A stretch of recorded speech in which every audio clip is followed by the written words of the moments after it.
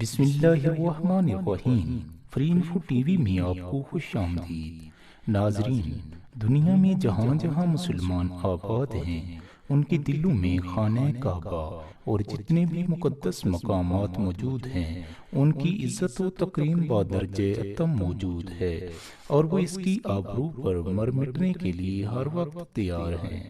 ناظرین، حضور اکرم صلی اللہ علیہ وآلہ وسلم جب ہجرت کر کے مدینہ منورہ پہنچے تو آپ نے 18 ربیع الاول سن 1 ہجری میں مسجد نبوی کی بنیاد رکھی۔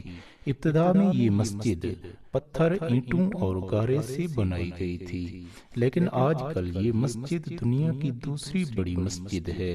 اس میں 6 لاکھ تک نمازیوں کی گنجائش ہے۔ حج کے دوران اس میں 10 لاکھ تک نمازی سما سکتے ہیں۔